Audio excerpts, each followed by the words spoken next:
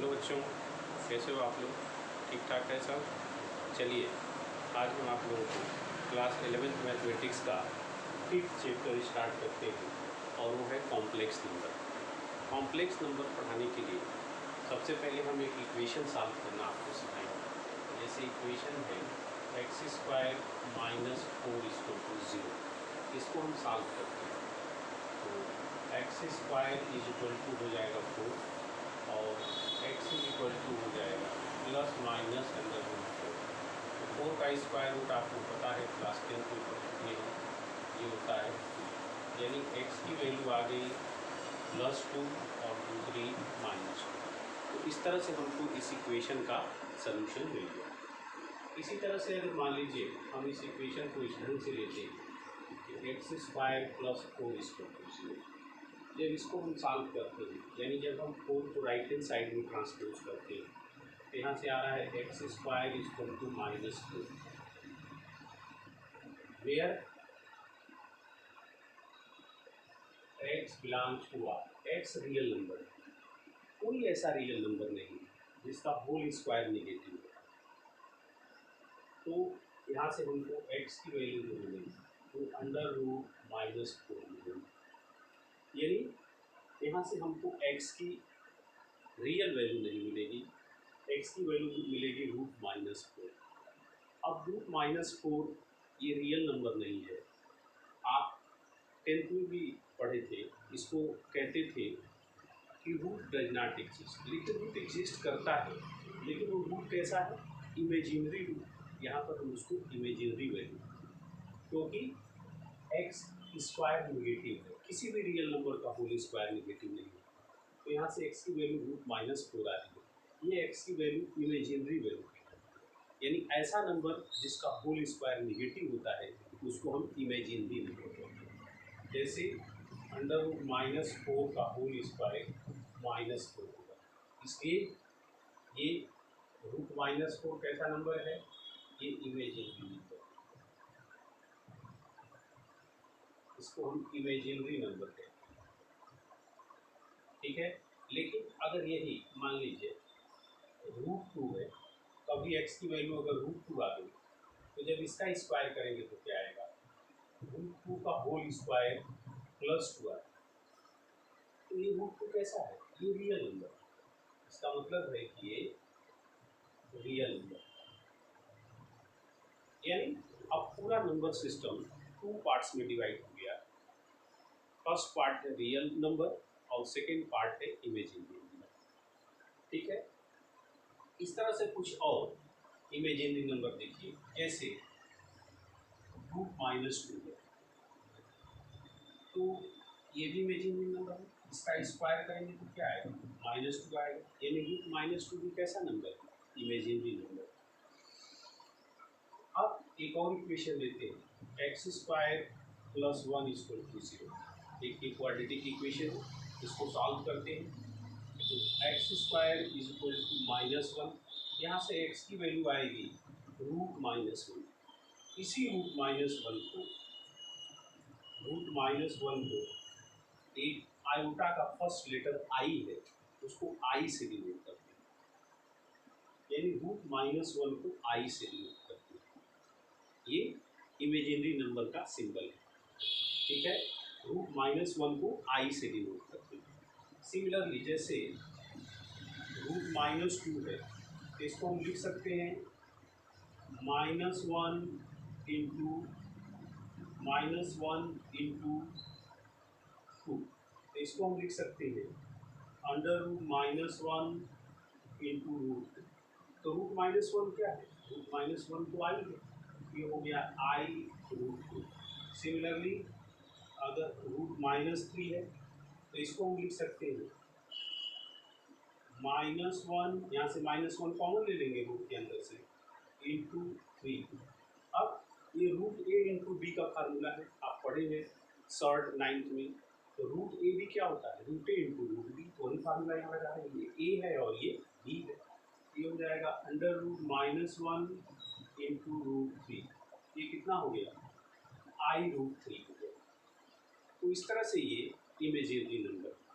अब i का power power of आई देखिए कैसे निकालते हैं।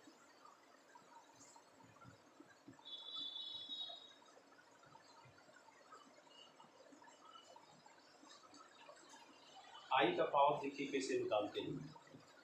जैसे हमने कहा कि आई इक्वल है √-1 के, तो आई स्क्वायर क्या हो जाएगा, यानी इसका स्क्वायर हो जाएगा √-1 का स्क्वायर, ये हो जाएगा आपका -1।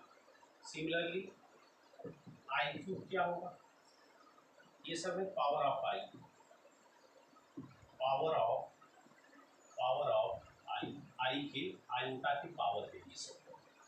आई क्यूब को लिख सकते हैं हम आई स्क्वायर इंटू आई। तो आई स्क्वायर देखिए क्या होता है, आई स्क्वायर यहाँ निकाले हैं, ये -1 होता है और इंटू आई, ये हो गया आपका -i।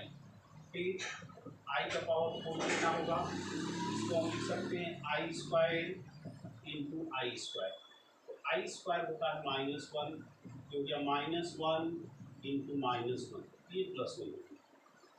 ये जो भी इमेजिनरी नंबर आएंगे उनकी वैल्यूज इन्हीं 4 फॉर्म में आएंगी, यानी किस फॉर्म में आएगी, आई -1 -i और +1। जो इमेजिनरी नंबर है उनकी वैल्यूज इन्हीं 4 फॉर्म में आएंगी, या तो आई आएगी, या फिर -1 या -i या +1 आएगी। अब हम देख रहे हैं कि i का पावर 4 1 होता है, तो i के पावर में अगर 4 के मल्टीपल्स हैं तो उन सब की वैल्यू 1 होगी। इसीलिए हम लिखते हैं कि i to the power 4n is equal to 1। इसको याद रखिए, i का पावर में अगर 4 का मल्टीपल है तो उसकी यानी m किसको डिनोट करता है, यहाँ पे m बिलोंग करता है नेचुरल नंबर को, m नेचुरल नंबर को डिनोट करता है। तो i के पावर में अगर 4 का मल्टीपल नंबर है तो उसकी वैल्यू कितनी होगी, 1 होगी। जैसे i का पावर 16 है, इसको हम लिख सकते हैं i का पावर 4 इंटू 4। तो हमने आपको एक फार्मूला बता दिया है कि i के पावर में अगर 4 का मल्टीपल है तो उसकी वैल्यू कितनी होती है, 1 होती है। तो इसकी वैल्यू भी कितनी होगी, 1 होगी, क्योंकि जो i का पावर है वो 4 का मल्टीपल है। इसी तरह से i का पावर अगर 100 है तो इसको लिख सकते हैं i का पावर 4 इंटू 25, 100 को लिख सकते हैं 4 इंटू 25, तो इसकी वैल्यू कितनी है, इसकी वैल्यू भी 1। इस तरह से हम इमेजिनरी नंबर फाइंड कर सकते हैं और उनकी वैल्यू भी हम निकाल सकते हैं। क्या, अब है कॉम्प्लेक्स नंबर।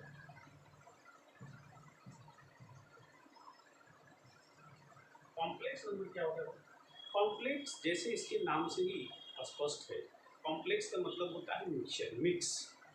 तो ये मिक्स ही है।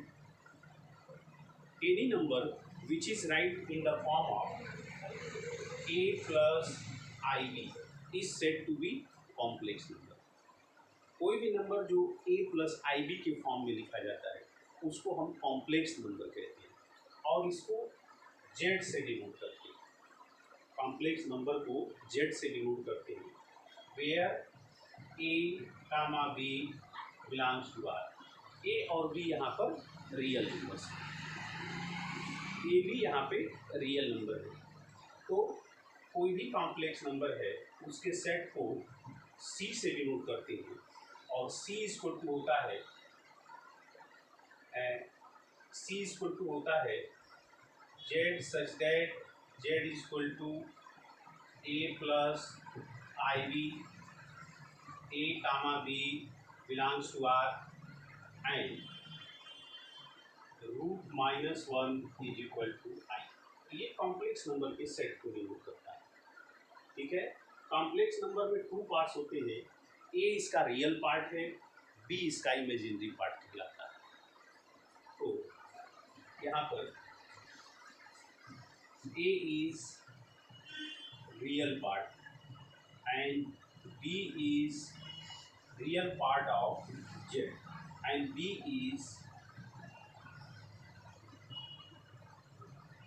is imaginary part of z। b इसका इमेजिनरी पार्ट कहलाता है। इस कॉम्प्लेक्स नंबर का ए रियल पार्ट कहलाता है, बी इमेजिनरी पार्ट कहलाता है। इसलिए ए को हम लिखते हैं रियल जेड, REZ का मतलब है रियल जेड। तो रियल जेड अगर कोई पूछे कि इस जेड का रियल पार्ट, तो उसको हम REZ से डिनोट करेंगे और वो है ए के। और बी इसका इमेजिनरी पार्ट है, इस इमेजिनरी पार्ट को हम IMZ से डिनोट करते हैं और ये किसके इक्वल है, बी के इक्वल। बी इसका इमेजिनरी पार्ट, इसको हम इमेजिनरी जेड से डिनोट करते हैं इस तरह से। अब कॉम्प्लेक्स नंबर के कुछ एग्जाम्पल ले लेते हैं, ठीक है। तो इसके एग्जाम्पल लिखते हैं कॉम्प्लेक्स नंबर के। एग्जाम्पल में हो जाएगा जैसे 1 plus √2i, √2 plus i, 1 minus i। These numbers are said to be complex number, ये कॉम्प्लेक्स नंबर। अब इसका स्टैंडर्ड फॉर्म क्या होता है, standard form of complex number. Complex number का स्टैंडर्ड फॉर्म क्या है, जब हम किसी कॉम्प्लेक्स नंबर को a प्लस IB के फॉर्म में लिखते हैं तो वह उसका स्टैंडर्ड फॉर्म कहलाता है। जैसे मान लीजिए कि हमारे पास √3i है, तो इसको अगर हमको स्टैंडर्ड फॉर्म में लिखना है तो क्या लिखेंगे, 0 प्लस √3i, यानी इसका रियल पार्ट 0 है और इसका इमेजिनरी पार्ट √3 है, तो यही इसका इमेजिनरी पार्ट कहलाएगा, ठीक है। 0 प्लस √3i, ठीक है। अब एक और इसका स्टैंडर्ड फॉर्म हो सकता है, जैसे 1 प्लस √2i, ये भी स्टैंडर्ड फॉर्म है। यहाँ तो पहले से ही ऑलरेडी 1 रियल पार्ट है और √2 इमेजिनरी पार्ट, ठीक है। तो ये इसका स्टैंडर्ड फॉर्म कहलाता है। अब आगे आपको अब हम नेक्स्ट वीडियो लेक्चर में बताएंगे अपने, ठीक है। Okay, thank you.